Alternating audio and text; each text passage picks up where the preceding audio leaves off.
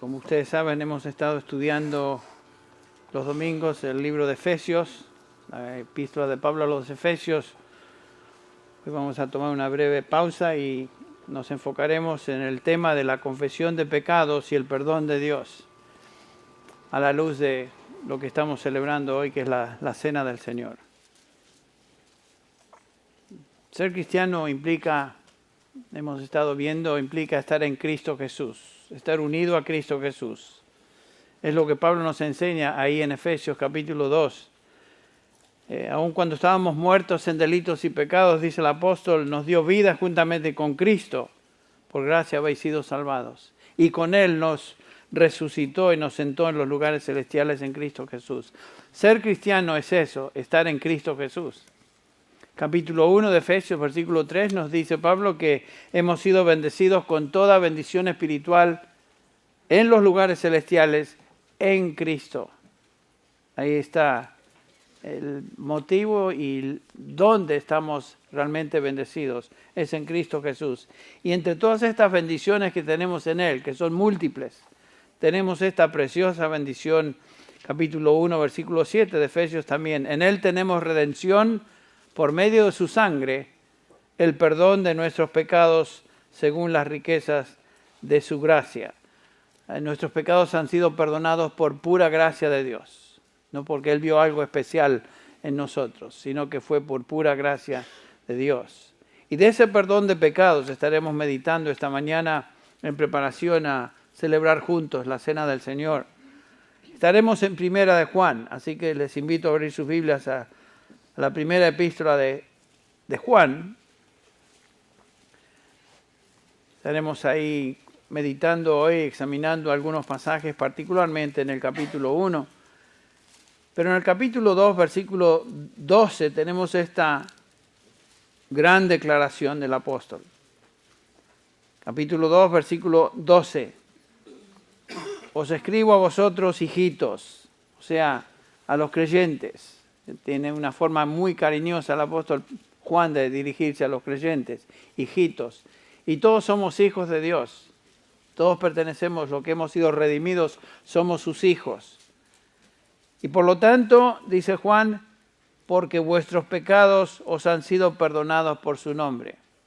El ser hijo de Dios, el ser salvo, el haber sido redimido implica que nuestros pecados han sido perdonados, dice el apóstol, todos nuestros pecados por amor de su nombre.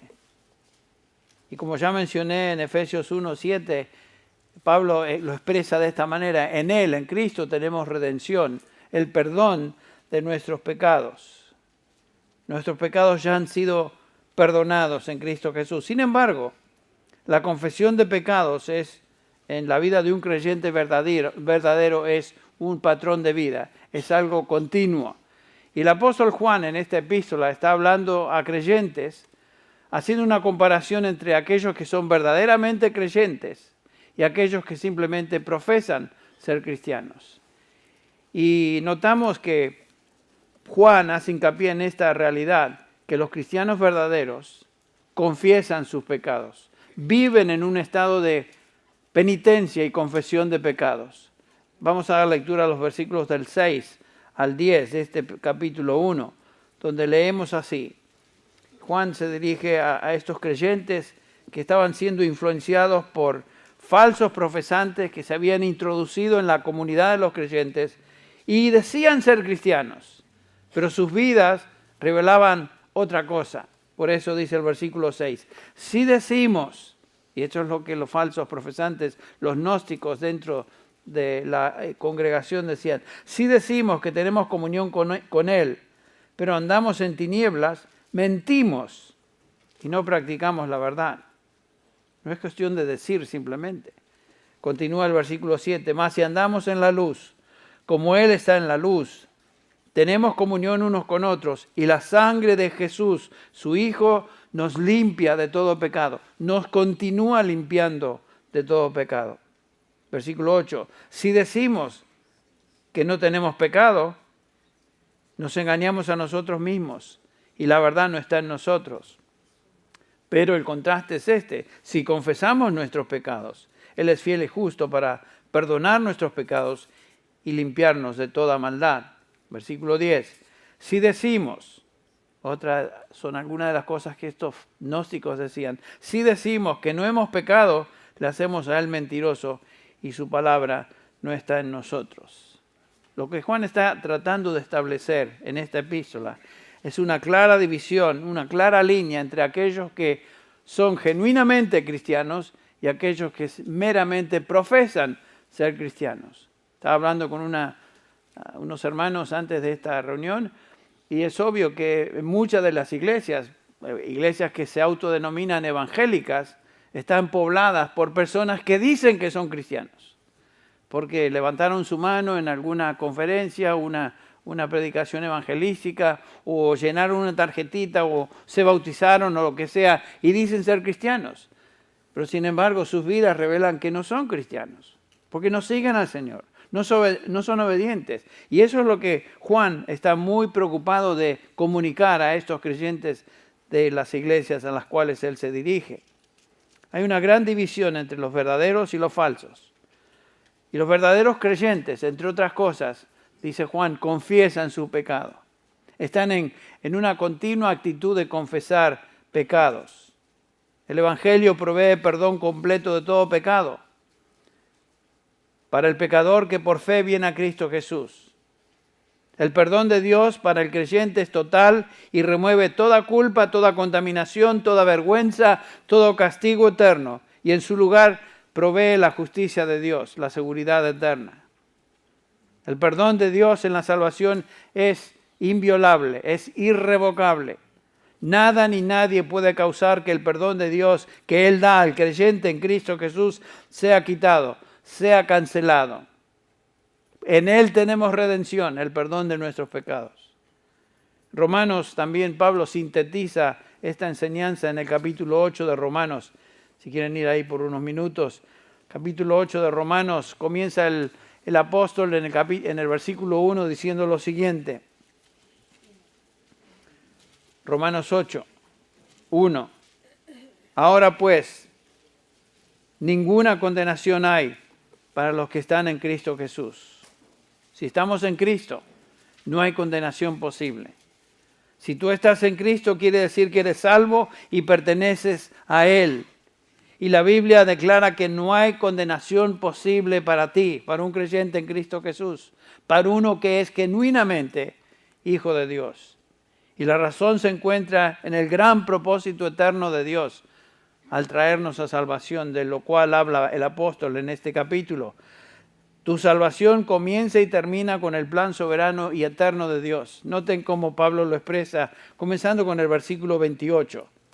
Y sabemos que para los que aman a Dios, todas las cosas ayudan a bien. Esto es, para los que son llamados conforme a su propósito. La pregunta es, ¿qué propósito? El versículo 29 y 30 nos enseña ese propósito. Pablo declara, porque a los que de antemano conoció, también los predestinó a ser hechos conforme a la imagen de su Hijo, para que Él sea el primogénito entre muchos hermanos. Y a los que predestinó, a estos también llamó. Y a los que llamó, a estos también justificó. En otras palabras, declaró justos. Y a los que justificó, a estos también glorificó.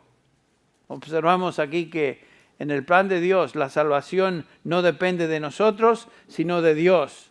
El que está activo en la salvación es Dios. Dios causa que todas las cosas en la vida de los que Él llama a salvación, cosas buenas, cosas malas, cosas indiferentes, lo que sea, todas las cosas sirvan a bien. A veces cuando pasamos por tribulación y momentos tristes en nuestra vida nos cuesta digerir este versículo, ¿no es cierto? Cuando con convicción podemos decir todas las cosas ayudan a bien. Y estoy pasando por una terrible situación. Es difícil decirlo, pero ¿saben qué? Esa es la declaración de Dios. Y cuando nos encontramos ante un pasaje como este, existen dos posibilidades. O lo creemos y lo aceptamos, o simplemente no lo creemos. Dios dice, todas las cosas ayudan a bien a los que son llamados conforme a su propósito, a los que aman a Dios. Y el propósito de Dios para los suyos comenzó, notamos ahí, en una eternidad pasada, antes de la fundación del mundo, y culminará en una eternidad en gloria con Él. A los que conoció de antemano, los predestinó, a los que predestinó, los llamó, a los que llamó, los justificó, y a los que justificó, los glorificó. Nada interrumpe ni puede frustrar el plan de Dios para con los suyos. He aquí nuestra seguridad en la salvación, depende de Él. Y gracias a Dios por eso. Porque si en alguna manera nuestra salvación dependiera, aunque sea un poquito de nosotros, estaríamos todos, no llegaríamos. Y sin embargo, podemos decir que tenemos seguridad eterna porque Dios se ha propuesto que lleguemos a gloria. Y lo que Él se propone, Él lo hace. Noten cómo Pablo lanza una serie de preguntas a partir del versículo 31. Es como un desafío a los que argumentarían en contra de lo que él acaba de declarar. Entonces, ¿qué diremos a esto? Dice el apóstol Pablo. Versículo 31. Si Dios es por nosotros, ¿quién contra nosotros? Cuando estamos pasando por momentos difíciles, debemos recordar eso. Dios está en control. Dios está por mí. Y si Dios está por mí, ¿quién contra mí? Gracias a Dios por esa realidad bíblica. Es una verdad de Dios. El perdón de Dios para los que Él llama salvación es completo, es eterno. Y la razón es que Dios dio a Cristo para morir por nosotros y lograr ese perdón. Versículo 32, continúa Pablo diciendo, el que no escatimó ni a su propio Hijo, sino que lo entregó por todos nosotros, ¿cómo no nos concederá también con Él todas las cosas? Dios dio a su Hijo y Él nos compró con su sangre. Y junto con esa redención, ¿cómo no nos va a conceder todo lo demás que necesitamos? Si Dios nos dio a su Hijo para nuestro perdón en la salvación, ¿cómo no nos dará todo lo necesario para preservar ese perdón, para preservar esa salvación? Noten el versículo 33. Pablo continúa con estas preguntas desafiantes. ¿Quién acusará a los escogidos de Dios? Dios es el que justifica. Sin duda, el diablo, nos dice el libro de Apocalipsis, es el acusador de los hermanos. O sea, el diablo anda alrededor acusándonos delante de Dios todo el tiempo. Es lo que él hace, esa es su función. Pero, ¿qué importa que él nos esté acusando? A veces nuestra conciencia nos acusa. Puede ser que otros nos acusen. Pero si Dios está por nosotros, ¿quién contra nosotros? ¿Quién acusará a los escogidos de Dios? La respuesta es, Dios es el que justifica. Y si ese es el caso, entonces, ¿quién podrá con éxito acusar a los escogidos de Dios? Nadie. Ni el diablo, ni sus demonios, ni nuestra conciencia. Cuando el Señor nos justifica, Él nos perdona irrevocablemente de todo pecado y nos declara justos, cubiertos en la justicia de su Hijo Jesucristo. Al que no conoció pecado, Dios Padre lo hizo pecado por nosotros, para que nosotros llegásemos a ser justicia de Dios en Él. Dios nos ve justos en Cristo Jesús. Por eso no hay posibilidad de ser condenado. El versículo 34, Pablo continúa esta serie de preguntas. ¿Quién es el que condena? Y después dice, Cristo Jesús es el que murió. Sí, más aún, el que resucitó, el que además está a la diestra de Dios, el cual también intercede por nosotros. Esa es la función de Cristo hoy, como nuestro sumo sacerdote, aquel que está intercediendo por nosotros. Él es nuestro abogado, que es lo que dice 1 de Juan, ¿no es cierto? Él es aquel que intercede por nosotros. Y nos dice el libro de Hebreos, en el capítulo 7, versículo 25, que Él está perpetuamente intercediendo por nosotros. ¿Por qué? Él murió, Él pagó por nuestros pecados, fue enterrado, fue a la tumba, permaneció ahí 3 días, pero resucitó al tercer día. Por eso Pablo dice, Él fue entregado por nuestras transgresiones, todas nuestras transgresiones, mas resucitado para nuestra justificación. Y aquí Pablo está refiriéndose a eso. Cristo es el que murió, el que resucitó, el que también está a la diestra de Dios, el que también está intercediendo por nosotros. Tenemos un acusador delante de Dios continuo, es el diablo. Tenemos un abogado defensor delante del Padre, continuamente, es su Hijo Jesucristo. Y como dije en otras ocasiones, Él como nuestro abogado. El Señor Jesús nunca perdió un caso y no hay posibilidad de que Él pierda algún caso. El único que podría acusarnos realmente es Jesucristo. Y sin embargo, Él ahora está a la diestra del Padre intercediendo por nosotros. ¿Por qué?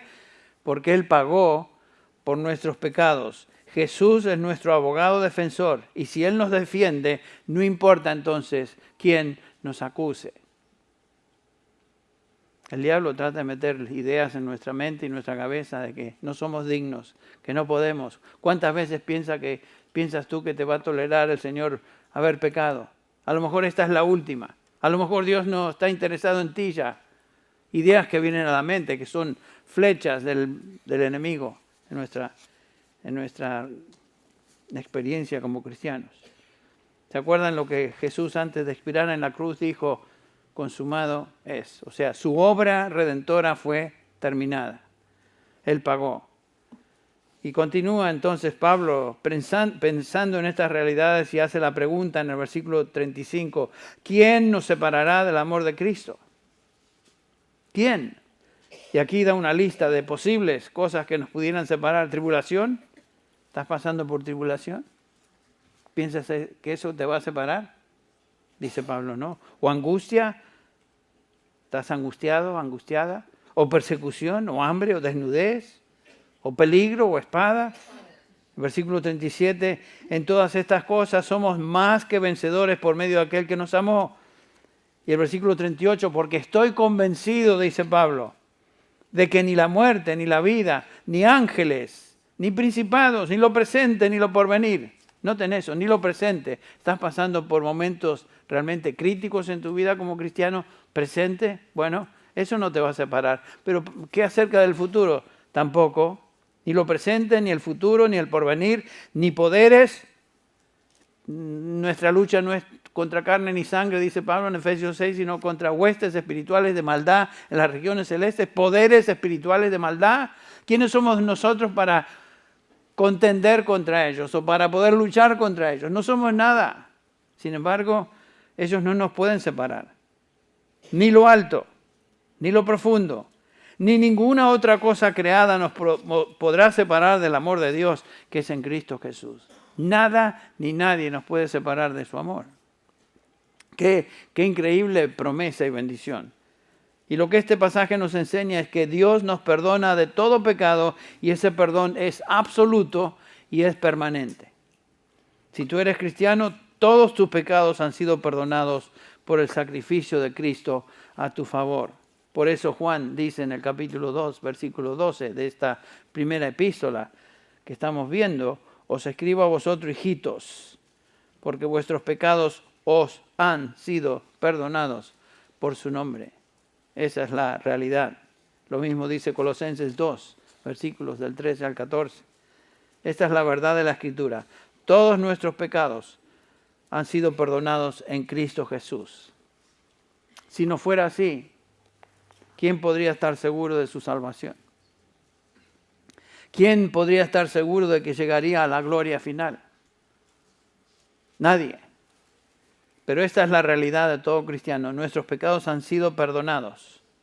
Y sin embargo, notamos en este pasaje que leímos en Primera de Juan, que Primera de Juan 1:9 nos dice que un cristiano también se caracteriza ahora por la confesión continua de sus pecados. Dice, si confesamos nuestros pecados, si estamos confesando nuestros pecados, este no es un mandamiento, es una afirmación de una realidad en la experiencia de todo cristiano. Un cristiano verdadero es un confesor habitual de sus pecados. Un cristiano es un individuo penitente. Por naturaleza, un hijo de Dios confiesa sus pecados y este es el resultado de la obra del Espíritu Santo obrando en el corazón, trayendo convicción de pecado y moviéndonos a confesar. Si tú eres hijo de Dios, una vez que pecas y cuando pecas, el Espíritu Santo te va a indicar eso. Y la reacción natural de un hijo de Dios es decir, sí, Señor, he pecado, confieso mi pecado. Del momento que confesamos, inmediatamente, Él es fiel y justo para perdonar y limpiarnos de todo pecado. Tertuliano, uno de los padres de la iglesia, escribió algo así. Nacimos para vivir en arrepentimiento. Nacimos para vivir en arrepentimiento. ¿Qué razón tenía él? El Señor Jesús, ustedes recuerdan, nos enseña en la oración modelo, tanto en el capítulo 6 de Mateo como el capítulo 11 de Lucas, que estudiamos los miércoles, que el Señor nos enseña a pedir perdón por nuestros pecados. Recordamos, la oración comienza de esta manera: Padre nuestro que estás en los cielos, santificado sea tu nombre, venga tu reino, hágase tu voluntad como en el cielo, así también en la tierra. El pan nuestro de cada día, dánoslo hoy. Y el versículo 4 de Lucas 11 dice: y perdónanos nuestros pecados. Aparentemente tenemos un dilema aquí, ¿no? ¿Por qué es que el Señor nos manda a pedir perdón por nuestros pecados si ya hemos sido perdonados por nuestros pecados? Pareciera ser una incongruencia.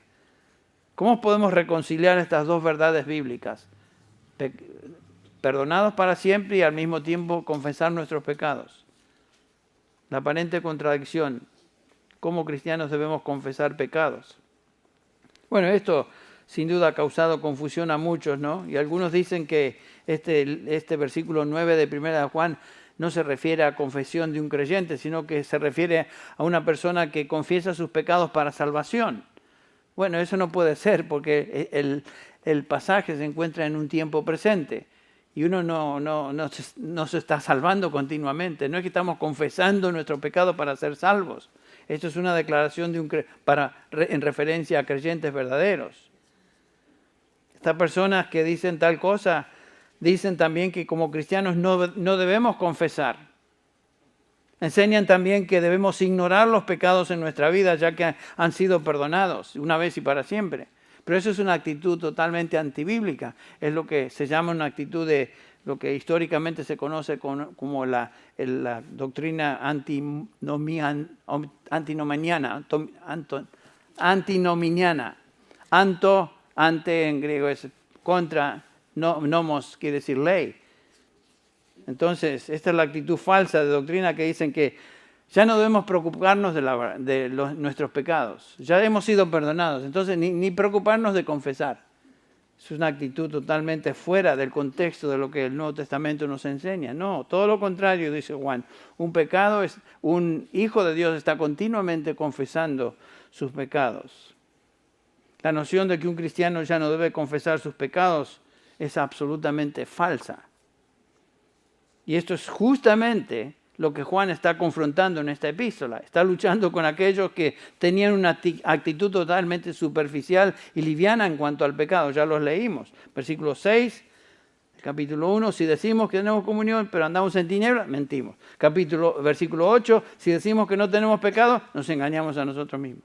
Si decimos, versículo 10, que no hemos pecado, eran todas las posiciones de aquellos que enseñaban esta falsa doctrina. Bueno, eso es lo que ellos decían, pero Juan confronta eso. Porque alguien tolere su pecado no quiere decir que Dios lo tolera o lo pasa por alto. Cristo nos enseña a confesar nuestros pecados y pedir perdón por nuestros pecados. Capítulo 11 de Lucas, capítulo 6 de Mateo.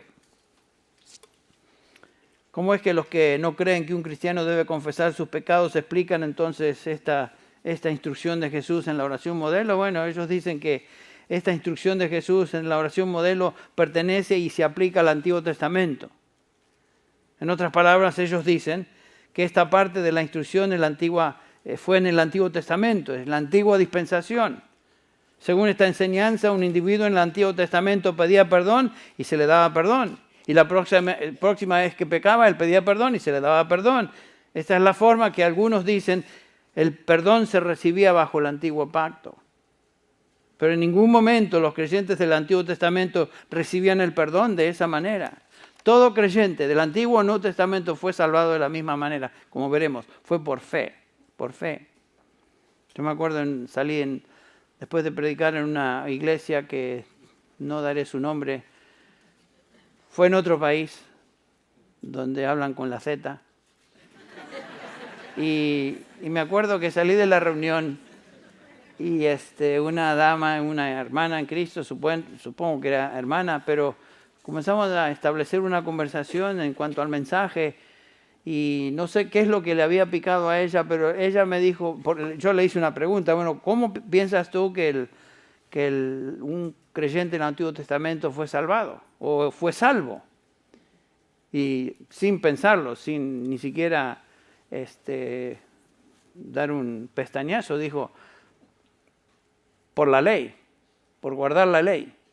¿Qué respuesta tan fuera de lo que es lo que nos enseña el Nuevo Testamento?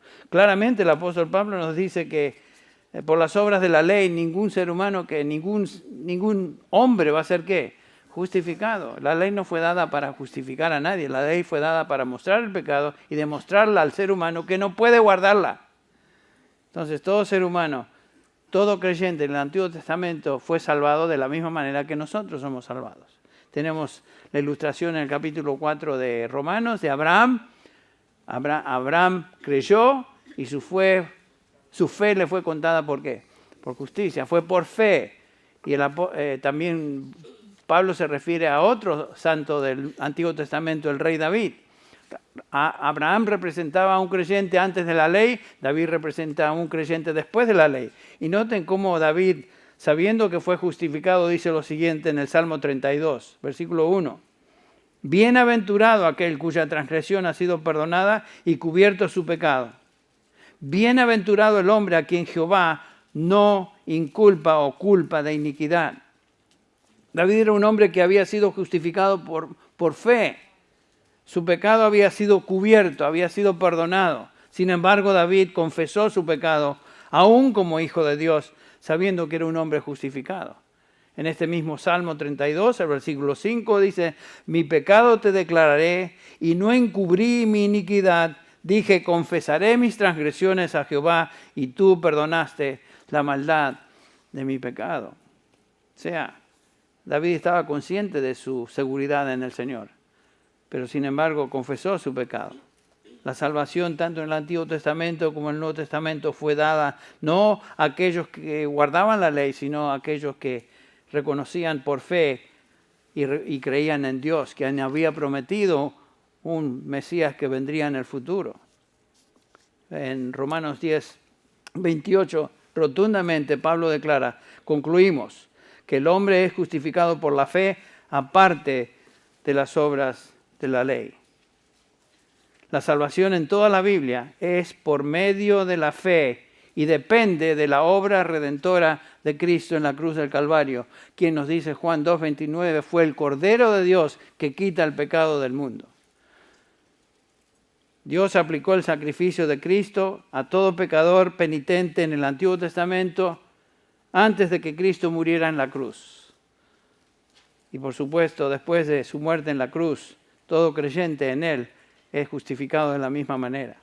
En ningún momento, ni bajo ninguna dispensación, un pecador se salvaba guardando la ley o confesando su pecado. Ninguna penitencia, ningún número de confesiones, ningún mérito personal podía quitar el juicio de Dios sobre el pecado. Ellos, los del Antiguo Testamento, y nosotros hoy necesitábamos un sustituto que pagara por nuestros pecados y nos hiciera aceptos delante de Dios. ¿Quién es ese sustituto? ¿Quién fue ese sustituto? Cristo Jesús, el Cordero de Dios. Entonces, ¿qué hacían los creyentes del Antiguo Testamento sacrificando todos estos animales a través de la historia? Bueno, lo siguiente, todo sistema de sacrificios del Antiguo Testamento era simplemente un símbolo, una figura del sacrificio final que Dios proveería a su Hijo como sustituto de todo aquel que cree. Por supuesto, en el Antiguo Testamento, ¿qué creían los creyentes? Creían en la revelación que tenían hasta el momento. Creyeron en Dios y esa fe les sirvió como medio o les fue contada por justicia. Los creyentes hoy creemos en lo que Dios ya ha hecho a través de su Hijo Jesucristo. Pero la salvación, el perdón de pecados, siempre fue y será por gracia como un don de Dios a todo pecador penitente, quien sabe bien que él no puede ser acepto delante de Dios, ni merece el perdón de Dios, no importa cuántas confesiones haga. La salvación no es por confesión o algún medio mecánico o el resultado de alguna acción humana. La salvación es por pura gracia de Dios, por medio de la fe, como hemos estudiado en Efesios capítulo 2. La salvación en Cristo nos concede y garantiza el perdón eterno de nuestros pecados. Por eso Pablo podía decir con seguridad, en Él tenemos redención, el perdón de nuestros pecados. Sin embargo, el creyente siempre confiesa sus pecados para experimentar perdón, gozo, paz. Como hijo de Dios, siempre debemos orar de esta manera como el Señor nos enseñó. Padre, perdona nuestros pecados. Perdona mi pecado, el que acabo de hacer. Perdona, Señor, los pecados que cometí hoy. Terminar el día pidiendo, Señor, perdóname. He sido un infractor de tu ley. En tantas maneras, de tantas formas. Señor, perdona mis pecados. Eso es confesar. Ahora, ¿cómo reconciliar la aparente contradicción de que hemos sido perdonados, por un lado, una vez y para siempre, pero debemos continuamente confesar nuestros pecados? Y la respuesta es la siguiente. Existen dos tipos de perdón en la Biblia. El primer perdón es el perdón de Dios como juez de los seres humanos, como juez del universo. El perdón legal de Dios cuando Él nos justifica y nos declara justos y perdonados de tal manera que ya no hay condenación para los que están en Cristo Jesús. Este es el perdón legal de Dios. Pero ahora como creyentes, aunque hemos sido perdonados legalmente por nuestros pecados, ahora como creyentes nos dirigimos a Dios no como nuestro juez, sino como nuestro Padre Celestial. Lo cual nos lleva al segundo sentido en el cual el perdón se concede en el Nuevo Testamento. Es el perdón paternal de Dios para con sus hijos. Cuando vamos a Dios hoy, como hijos de Dios, no venimos a Él y le decimos, oh mi juez, que estás en los cielos. No, venimos a Él, oh Padre, que estás en los cielos. Reconozco que soy tu hijo, reconozco que he pecado contra ti, ahora te pido perdón. Señor, estoy consciente que en Cristo tu Hijo tú me perdonaste, pero me doy cuenta, estoy consciente de que he pecado, he transgredido tu ley. Señor, confieso mi pecado, perdóname. De eso nos habla 1 Juan 1:9. Si confesamos, Él es fiel y justo para perdonar y limpiarnos de toda maldad. Tenemos una ilustración muy, muy linda en Juan. Lo hemos visto en el pasado, pero creo que sería importante verlo una vez. Vayan conmigo a Juan capítulo 13. Tenemos unos minutos. Juan capítulo 13, ese es el contexto de la última cena del Señor con sus discípulos allá en el aposento alto, y es lo que vamos a recordar ahora juntos con la celebración de la Santa Cena. Ahí están los discípulos con su Señor en la última cena. Todos se encuentran reclinados alrededor de esta mesa larga. ¿Cómo sé que están reclinados y es una mesa larga? Bueno, hemos visto pinturas de eso, ¿no? No es que el artista fue y estuvo presente ahí, pero podemos notar que eso era el punto. Eran mesas bajas y todos inclinados ahí escuchando o comiendo, como lo hemos podido ver en algunas pinturas. Ahora, en una cena, en ese tiempo de la historia en Palestina, el anfitrión de la cena tenía que proveer algo, además de la cena, tenía que proveer algo que era una cortesía simplemente. Era el lavado de pies.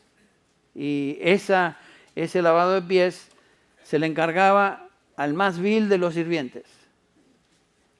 El más bajo de los sirvientes es el que iba alrededor de la mesa, están todos inclinados, claro, con los pies por allá y el otro la cabeza cerca de sus pies, etc. Había que hacer algo al respecto.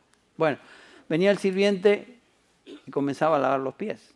Pero aquí el Señor enseña una tremenda lección teológica.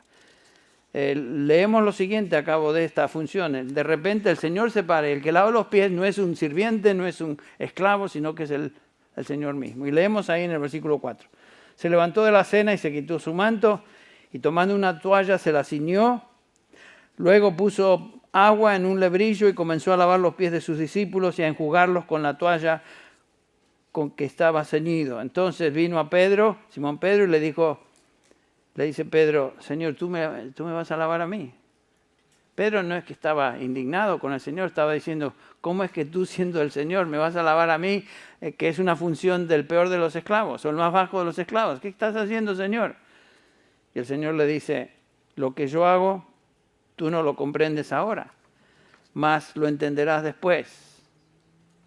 Pedro le dijo, no me lavarás los pies jamás. Y Jesús le respondió, si no te lavare, no tendrás parte conmigo. Entonces Simón, muy típicamente, como él hablaba a Pedro, siempre se lanzaba a hablar, dijo Simón Pedro, Señor, no solo mis pies, sino también las manos, la cabeza, dame un baño, ya que estás aquí, ya dame un baño. ¿Cómo es que no voy a tener parte contigo? El punto de este pasaje era una lección muy importante que se encuentra en el versículo 10. Fíjense. Jesús le dijo, el que está lavado no necesita sino lavarse los pies, pues está todo limpio.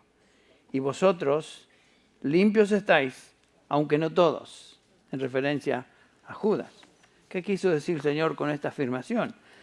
El lavado o baño ilustra el perdón legal de Dios en la salvación. Este es el perdón de la penalidad del pecado, la pena del pecado en la justificación cuando el juez nos declara un pecador justo y perdonado. A ese perdón se refiere el lavamiento o el baño. Sin necesidad de que esa realidad, nos enseña Jesús, sea repetida. La salvación y el perdón de pecados en la justificación, en el baño, por decirlo así, en el lavado principal, fue una vez y para siempre. Ese es el lavado o baño. Pero aquí tenemos la ilustración del lavado de pies, lo cual ilustra ahora sí el perdón paternal de Dios en la santificación. Aunque somos perdonados de la paga de nuestro pecado en la justificación una vez y para siempre, todavía necesitamos el continuo lavado, el continuo perdón de la presencia y contaminación del pecado en nuestra vida diaria. A eso se está refiriendo, o eso es lo que Jesús estaba enseñando a través de esta ilustración. Aunque no necesitamos ser justificados otra vez, sí necesitamos ser continuamente limpiados de nuestro pecado. Por eso Juan 1:9 dice, si estamos confesando nuestros pecados, Él, Dios, es fiel y justo para perdonarnos de nuestros pecados y continuamente limpiarnos de toda maldad. Eso es lo que resulta de la confesión de un hijo de Dios para con su Padre, diciendo, Padre, perdona mis pecados, reconozco mi pecado.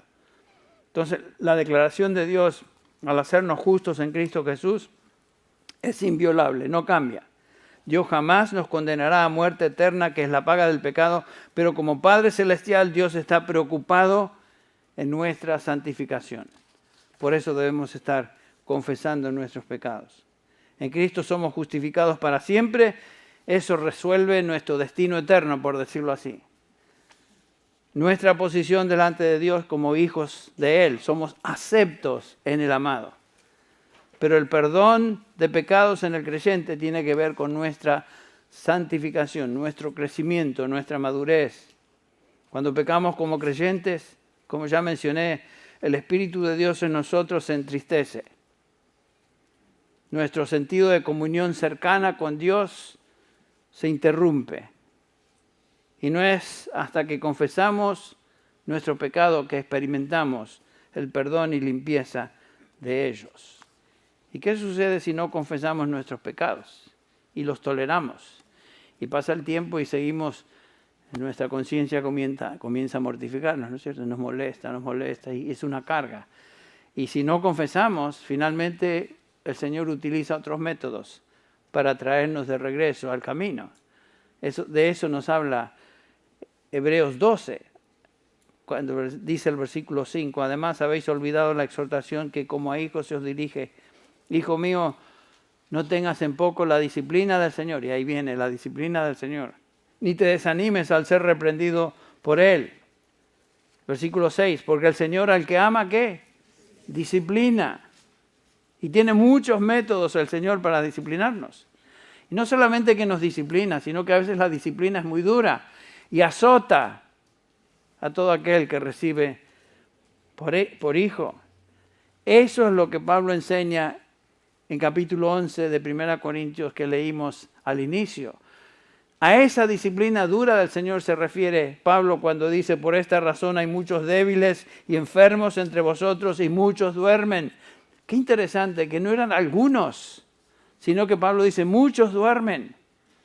Una referencia obvia al hecho de que habían pasado prematuramente a la presencia del Señor. No se refiere a los que se dormían en el servicio, como algunos de ustedes. Muchos duermen. Cada vez que predico siempre hay alguno que está en esa posición. Y si uno se le acercara a él, no, estoy orando. Orando a mi abuelito. Pero noten, esa era la situación entre los corintios. Qué triste. Una iglesia que eran hijos de Dios, santos del Señor, porque así comienza la epístola, y sin embargo con todo tipo de problemas de pecado en ellos, que habían tolerado y venían a la cena del Señor como si nada, muy campantes. Y no solamente que venían a la cena del Señor, que era una fiesta agape, era una cena donde se reunían los creyentes de estilo Nuevo Testamento y participaban de alimentos, así como nuestros potlucks. Y participaban y sin duda cantaban, pero participaban de los alimentos, etcétera, celebraban la Santa Cena en ese momento. Pero acá describe algo terrible el apóstol Pablo, lo que venían ahí, muertos de hambre algunos y otros no tenían suficiente y otros con angurria y algunos empinaban el codo. Venían y se emborrachaban en la cena del Señor, lo cual me dice a mí que lo que tomaban en la cena del Señor no era Coca-Cola ni era juguito de uva. Aparentemente tomaban vino, que justamente es lo que el Señor hizo en las bodas de Caná. ¿Ustedes creen que el Señor hizo un buen juguito de jugo? ¿Un buen juguito de uva? No, les dio vino de lo mejor. Por eso los sirvientes siempre, ¿qué pasó? ¿Por qué te guardaste el mejor vino para el final? No sabiendo que Dios, el creador del universo, había hecho el mejor vino que jamás un grupo de personas haya bebido. Bueno, me desvié, pero regresamos a nuestro tema. No hay duda que la disciplina del Señor incluye un aspecto de enojo y castigo contra el pecado. Eso es siempre tener presente. La reacción de Dios contra el pecado siempre ha sido la misma. No otra respuesta de Dios contra el pecado en toda la Biblia, sino indignación. Y como dice Pablo en 1 Corintios 11, juicio contra el pecado. Y noten que el propósito de esa disciplina dura del Señor, nos enseña Pablo, es para que no seamos condenados con el mundo. Dios no nos va a permitir, como sus hijos, mantenernos en una trayectoria de rebeldía, sino que Él va a intervenir, ya sea por enfermedad, ya sea por debilidad, ya sea por accidente, ya sea por lo que pasa en nuestra vida y a veces aún hasta traer muerte prematura en la vida de los suyos, como el caso del capítulo 5 de Hechos. Esa pareja que vino y mintió y ambos murieron ante los apóstoles. Bueno, Dios siempre desea nuestra santidad y es ofendido por el pecado de nosotros, nuestros pecados, y particularmente si ese pecado se encuentra en uno de sus hijos, para quienes Dios desea santidad y conformidad a su Hijo Jesucristo. Entonces, esta es la enseñanza de la Escritura. El cristiano vive en una actitud de penitencia y confesión de pecados, a lo cual se refiere el apóstol Juan aquí. Y cuando venimos a la cena del Señor, hermanos, debemos venir con una actitud de habernos examinado previamente, con una conciencia tranquila que estamos delante de Dios, celebrando algo que es sumamente vital en nuestra vida. Estamos recordando el sacrificio de Cristo en la cruz a favor nuestro. No venimos acá a hacer algo ritual. Venimos a celebrar y recordar el sacrificio de Cristo en la cruz del Calvario. Eso es lo que estamos haciendo. Por eso Pablo dice, examínese cada uno antes de venir. Y lo que vamos a hacer ahora es simplemente inclinar nuestras cabezas y pensar, examinarnos. Y si hay pecado en nuestra vida, este es el momento, Señor, de confesarlo. ¿Sí? Si usted es hijo de Dios, hija de Dios, y aunque no sea miembro de esta iglesia, pero usted es un hijo de Dios o hija de Dios, usted es bienvenido a participar en la cena del Señor. Si usted no es hijo de Dios, esto que vamos a hacer no tiene ningún sentido para usted. Así que le pedimos que se refrene, que no lo haga. Pero si somos hijos de Dios, vamos a venir con la actitud apropiada delante de Él para no recibir juicio como el apóstol Pablo nos enseña. Vamos a orar. Señor, te damos gracias por esta oportunidad que nos concedes de celebrar la cena del Señor. Gracias, Señor, por tu propósito eterno en nuestra vida. Gracias, Señor, porque tú te has propuesto desde antes de la fundación del mundo, traernos a gloria. Si somos tus hijos, tú comenzaste la buena obra, tú perfeccionarás la buena obra, tú terminarás la buena obra. Gracias, Padre, por esta realidad. Y ahora, Padre, pedimos como hijos tuyos, cada uno de nosotros, si hay algo en nuestra vida que es indigno de ti, que debemos confesar, Señor, lo hacemos en este momento. Perdona nuestros pecados, los confesamos delante de ti. Y te damos gracias porque tu promesa en tu palabra es que tú eres fiel y justo para perdonarnos y limpiarnos de toda maldad. Lo hacemos confiando en eso, Padre. Confesamos nuestros pecados en el nombre de tu Hijo Jesús. Amén.